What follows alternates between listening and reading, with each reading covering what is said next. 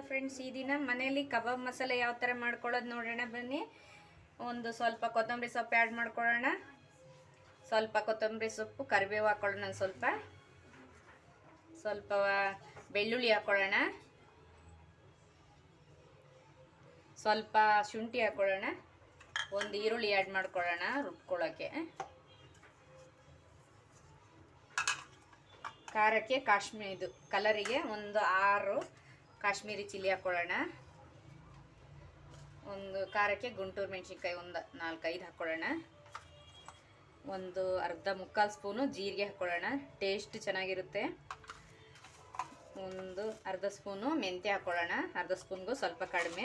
ಒಂದು 1/4 tea spoon ಕಾಳು ಮೆಣಸು ಆ್ಯಡ್ ಮಾಡ್ಕೊಳ್ಳೋಣ, ಸಾಕು. ಒಂದು ಸ್ವಲ್ಪ ಇದು ಹಾಕ್ಕೊಳ್ಳೋಣ, ಸೋಪ್ ಕಾಳು ಹಾಕ್ಕೊಳ್ಳೋಣ. ಒಂದು ಅರ್ಧ ಇಂಚು ಚಕ್ಕೆ ಹಾಕ್ಕೊಳ್ಳೋಣ. 3 ಲವಂಗ ಹಾಕ್ಕೊಳ್ಳೋಣ. ಇದನ್ನೆಲ್ಲ ಡ್ರೈ ಆಗಿ ಒಂದು ಸಲ ರುಬ್ಕೊಂಡು ಆಮೇಲೆ ಸ್ವಲ್ಪ ನೀರು ಬೇಕಂದರೆ ನೀರು ಆ್ಯಡ್ ಮಾಡ್ಕೊಳ್ಳಿ. ಜಾಸ್ತಿ ಏನು ನೀರು ಹಾಕಕ್ಕೆ ಹೋಗಬೇಡಿ, ಸ್ವಲ್ಪ ನೀರು ಹಾಕಿ ಒಂದು ಡ್ರೈ ಹಂಗೆ ರುಬ್ಕೊಂಡು ಆಮೇಲೆ ಸ್ವಲ್ಪ ನೀರು ಬೇಕು ಅನಿಸಿದ್ರೆ 1 ಸ್ಪೂನು ನೀರು ಆ್ಯಡ್ ಮಾಡಿಕೊಂಡು ನೀಟಾಗಿ ರುಬ್ಕೊಬರೋಣ ಬನ್ನಿ. ಮಸಾಲೆ ಎಲ್ಲ ರೆಡಿಯಾಗಿದೆ, ಹಾಕ್ಕೊಂಡಿದ್ದೀನಿ. ಮಸಾಲೆ ಆಗಿದೆ. ಒಂದು 4 ಸ್ಪೂನು ಕಾರ್ನ್ಫ್ಲೋರ್ ಅಲ್ಲ, ಮೈದಾ. ಇದು 4 ಸ್ಪೂನು. ಇದು ಕಾರ್ನ್ಫ್ಲೋರು 4 ಸ್ಪೂನ್ ಇದೆ, ಹಾಕ್ಕೊಳ್ಳೋಣ. 2 ಸ್ಪೂನು ಅಕ್ಕಿ ಹಿಟ್ಟು ಹಾಕ್ಕೊಳ್ಳೋಣ. ನಿಮಗೆ ಎಷ್ಟು ಚಿಕನ್ ಇದೆ ಅಷ್ಟು ಹಾಕ್ಕೊಳ್ಳಿ, ನಿಮ್ಗೆ ಎಷ್ಟು ಬೇಕಾಗುತ್ತೆ ನೋಡಿ. ನಾನು ಅರ್ಧ kg ಇದೆ. 1 ಸ್ಪೂನು ಧನಿಯಾ ಪುಡಿ ಹಾಕ್ತಾಯಿದ್ದೀನಿ, 1 ಸ್ಪೂನು. ಒಂದು ಅರ್ಧ ಸ್ಪೂನು ಅರಿಶಿನ ಪುಡಿ ಹಾಕ್ತಾಯಿದ್ದೀನಿ. ರುಚಿಗೆ ತಕ್ಕಷ್ಟು ಉಪ್ಪು ಹಾಕ್ಕೊತಾ ಇದ್ದೀನಿ. ಉಪ್ಪು ಜಾಸ್ತಿ ಬೇಡ, ಕಬಾಬಿಗೆ ಉಪ್ಪು ಜಾಸ್ತಿ ಹಾಕಿದ್ರೆ ಚೆನ್ನಾಗಿರಲ್ಲ, ಸ್ವಲ್ಪ ಕಡಿಮೆನೇ ಹಾಕ್ಕೊತಿದ್ದೀನಿ. ಇದನ್ನು ನೀಟಾಗಿ ಮಿಕ್ಸ್ ಮಾಡ್ಕೊಳ್ಳೋಣ. ನೀರು ಬೇಕಾದರೆ ಸ್ವಲ್ಪ ಆ್ಯಡ್ ಮಾಡ್ಕೊಳ್ಳಿ, ಜಾಸ್ತಿ ಏನು ಬೇಡ. ಇದರಲ್ಲೇ ನೀರು ಆಗುತ್ತೆ. ಮಸಾಲೆಗೆ 1-2 ಸ್ಪೂನ್ ನೀರು ಹಾಕಿ ರುಬ್ಕೊಂಡಿದ್ದೆ. ನೋಡಿ ಎಷ್ಟು ಚೆನ್ನಾಗಿ ಬರ್ತಾಯಿದೆ, ಕಲರ್ ಕೂಡ ತುಂಬ ಚೆನ್ನಾಗಿ ಬರ್ತಾಯಿದೆ. ಮೊಟ್ಟೆ ಏನು ಹಾಕೋ ಇದಿಲ್ಲ, ಮೊಟ್ಟೆ ಬೇಡ. ಮೊಟ್ಟೆ ಬೇಕು ಅಂದರೆ ಹಾಕೊಬೋದು, ನಾನು ಮೊಟ್ಟೆ ಹಾಕ್ತಾಯಿಲ್ಲ.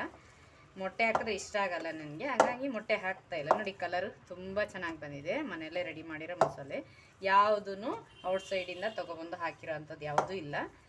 ಔಟ್ಸೈಡಿಂದ ತೊಗೊಬಂದಿರೋದು ಅಂದರೆ ಕಾರ್ನ್ಫ್ಲೋರ್ ಒಂದೇ. ಮನೇಲಿ ಏನು ಐಟಮ್ ಇರುತ್ತೆ ಅದನ್ನೇ ಆ್ಯಡ್ ಮಾಡ್ಕೊಂಡೆಲ್ಲ ಮಾಡಿದ್ರೆ ಕಬಾಬು ಚೆನ್ನಾಗಿರುತ್ತೆ. ನೋಡಿ ಎಷ್ಟು ಚೆನ್ನಾಗಿ ಬಂದಿದೆ, ತುಂಬ ಚೆನ್ನಾಗಿ ಬಂದಿದೆ. ನೋಡಿ, ಉಪ್ಪು ಖಾರ ಏನಾದರೂ ಕಡಿಮೆ ಇದ್ದರೆ ಮೊದಲೇ ಈ ಥರ ಮಿಕ್ಸ್ ಮಾಡಿಕೊಂಡು ಸ್ವಲ್ಪ ನೋಡ್ಕೊಳ್ಳಿ ಟೇಸ್ಟು, ಆಮೇಲೆ ಚಿಕನ್ ಆ್ಯಡ್ ಮಾಡ್ಕೊಳ್ಳಿ. ಚಿಕನ್ ಆ್ಯಡ್ ಮಾಡ್ಕೊಳ್ಳೋಣ ಬನ್ನಿ. ಎಲ್ಲ ರೆಡಿ ಮಾಡ್ಕೊಂಡಿದ್ದೀನಿ. 1/2 kg ಚಿಕನ್ ಇದೆ, ಬೋನ್ಲೆಸ್ ಚಿಕನ್ ಇದೆ. ನೋಡಿ ಚಿಕ್ಕದಾಗಿ ಕಟ್ ಮಾಡ್ಕೊಂಡಿದ್ದೀನಿ ನಾನು, ಚೆನ್ನಾಗಿ ಮಸಾಲೆ ಎಲ್ಲ ಹಿಡ್ಕೊಳ್ಳುತ್ತೆ ಆ ಥರ.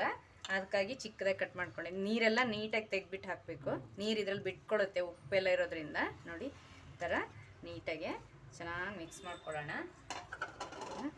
ನೋಡಿ ಈ ಥರ ಮನೇಲೇ ಐಟಮ್ ಎಲ್ಲ ರೆಡಿ ಮಾಡಿದ್ರೆ ಕಬಾಬ್ ತುಂಬ ಚೆನ್ನಾಗಿರುತ್ತೆ.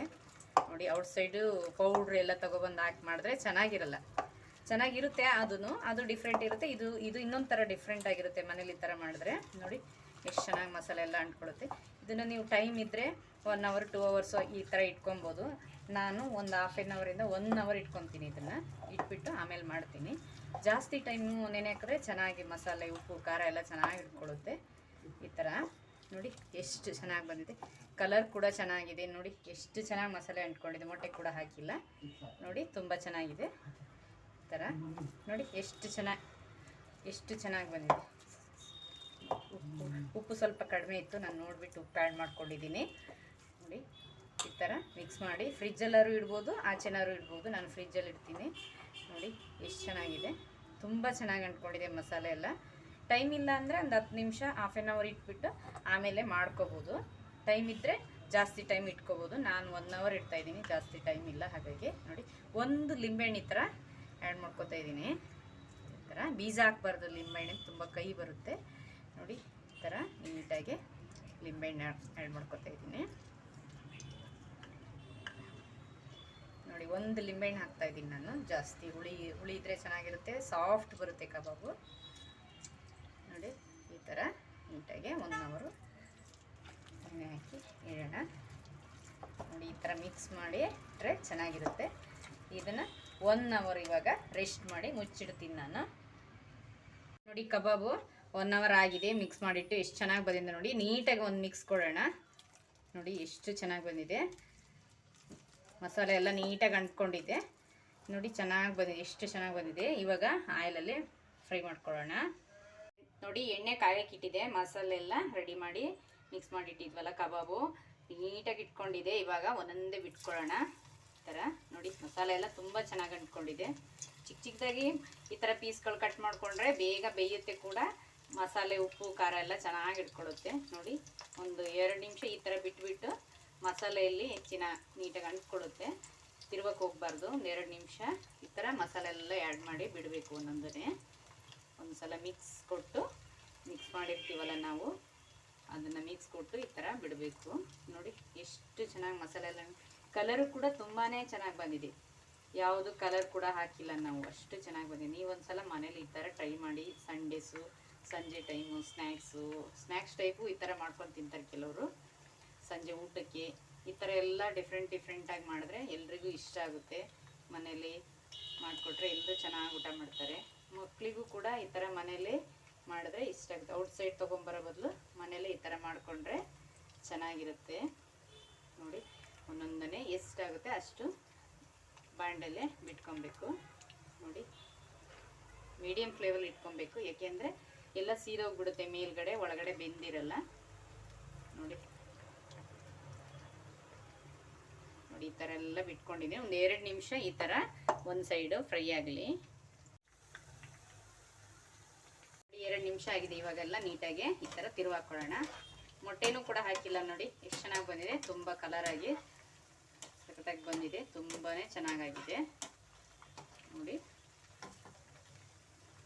ನೋಡಿ ಎಷ್ಟು ಚೆನ್ನಾಗಿ ಬಂದಿದೆ. ಈ ಥರ 2 ಕಡೆನೂ ಒಂದು 2 ನಿಮಿಷ. ಇನ್ನೊಂದು ಟಿಪ್ಸ್ ಹೇಳ್ತೀನಿ. ಹೋಟೆಲಲ್ಲಿ ಯಾವ ಥರ ಮಾಡ್ತಾರೆ ಅಂದರೆ, ಇದು ಒಂದು 2 ಕಡೆನೂ ಒಂದು 5 ನಿಮಿಷ ಬೇಯಿಸ್ಬಿಟ್ಟು ತೆಗ್ದುಬಿಡ್ತಾರೆ. ತೆಗೆದು ಆಮೇಲೆ ತಣ್ಣಗಾದ್ಮೇಲೆ ಒಂದು 2 ನಿಮಿಷ ಮತ್ತೆ ಹಾಕಿ ಫ್ರೈ ಮಾಡ್ತಾರೆ.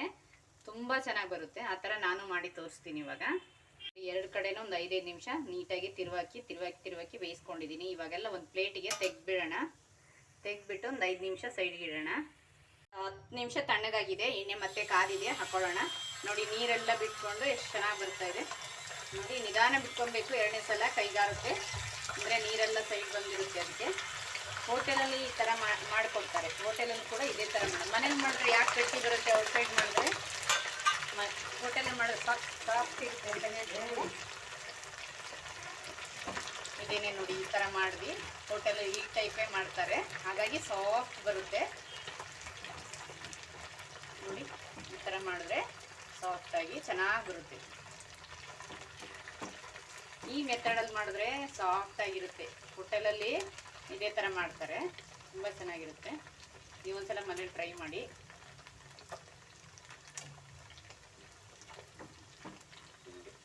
ಎಣ್ಣೆ ಸಿಡಿತದೆ, 2ನೇ ಸಲ ಹಾಕ್ಬೇಕಾದ್ರೆ ಹುಷಾರಾಗಿ ಹಾಕಬೇಕು.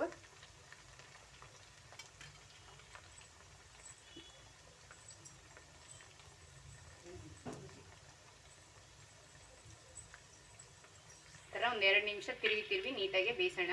ನೀಟಾಗಿ ತಿರುವಿ ಬೇಯಿಸ್ಕೊಳ್ಳೋಣ. ಸ್ವಲ್ಪ ಕರಿಬೇವು ಆ್ಯಡ್ ಮಾಡ್ಕೊಳ್ಳೋಣ. ತುಂಬ ಅಂತ ಇದೆ ನೋಡಿ, ಏನು ಕಲರ್ ಸೂಪರಾಗಿ ಬರ್ತಾಯಿದೆ, ತುಂಬ ಸಖತ್ತಾಗಿ ಬರ್ತದೆ. ಯಾವುದು ಕಲರ್ ಹಾಕಿಲ್ಲ, ಏನಿಲ್ಲ, ಮನೇಲೆ ಇದೆಲ್ಲ ರೆಡಿ ಮಾಡಿ, ಮಸಾಲೆ ಎಲ್ಲ ರೆಡಿ ಮಾಡಿರೋದು. ನೋಡಿ ಎಷ್ಟು ಚೆನ್ನಾಗಿ ಕಲರಾಗಿ ಸಖತ್ತಾಗಿ ಬರ್ತಾಯಿದೆ. ಸಾಫ್ಟಾಗಿ ಕೂಡ ಬರುತ್ತೆ ಈ ಥರ ಮಾಡಿದ್ರೆ. ಹೋಟೆಲಲ್ಲೆಲ್ಲ ಇದೇ ಥರ ಮಾಡಿದ್ರೆ, ಡಾಬಾದಲ್ಲಿ, ಹೋಟೆಲು, ರೋಡ್ ಸೈಡ್ ಎಲ್ಲ ಮಾಡ್ತಾರಲ್ಲ, ಇದೇ ಥರ ಕಬಾಬ್ ಮಾಡೋದು ತುಂಬ ಚೆನ್ನಾಗಿರುತ್ತೆ. ನೋಡಿ 2 ಕಡೆನೂ ಒಂದು 5 ನಿಮಿಷ ಈ ಕಡೆ ತಿರುವಿ ನೀಟಾಗಿ ಬೇಯಿಸ್ಕೊಬೇಕು. ನೋಡಿ ಆಗಿದೆ ಒಂದು 2 ನಿಮಿಷ. ನೋಡಿ ಚೆನ್ನಾಗಿ ಇವಾಗ ಗುಳ್ಳೆಗಳೆಲ್ಲ ನಿಂತ್ಕೊಂಡಿದೆ. ನೋಡಿ ಎಷ್ಟು ಚೆನ್ನಾಗಿ ಬಂದಿದೆ, ಸಾಫ್ಟಾಗಿ ಕಲರಾಗಿ. ನೋಡಿ ಎಷ್ಟು ಸೂಪರಾಗಿ ಬಂದಿದೆ, ಗಮ್ಮಂತ ಇದೆ. ನೋಡಿ ಎಲ್ಲ ಶಿಫ್ಟ್ ಮಾಡ್ಕೊಳ್ಳೋಣ, ಆಮೇಲೆ ಸರ್ವ್ ಮಾಡೋಣ. ಕಬಾಬ್ ಎಷ್ಟು ಚೆನ್ನಾಗಿ ಬಂದಿದೆ, ಎಷ್ಟು ಕ್ರಿಸ್ಪಿಯಾಗಿ, ಒಳಗಡೆ ಸಾಫ್ಟಾಗಿ ಬಂದಿದೆ, ಮೇಲ್ಗಡೆ ಕ್ರಿಸ್ಪಿಯಾಗಿದೆ. ನೋಡಿ ಎಷ್ಟು ಜ್ಯೂಸಿಯಾಗಿ ಸಖತ್ತಾಗಿ ಬಂದಿದೆ. ನೋಡಿ ತುಂಬಾ ಚೆನ್ನಾಗಿದೆ. ಈ ಥರ ಮಾಡಿರಿ, ನೀವು ಸಲ ಟ್ರೈ ಮಾಡಿ. ಕಮೆಂಟ್ ಸೆಕ್ಷನಲ್ಲಿ ತಿಳಿಸಿ ಯಾವ ಥರ ಬಂದಿದೆ ಅಂದ್ಬಿಟ್ಟು. ಉಪ್ಪು ಖಾರ ಎಲ್ಲ ಕರೆಕ್ಟಾಗಿದೆ, ತುಂಬ ಚೆನ್ನಾಗಿದೆ.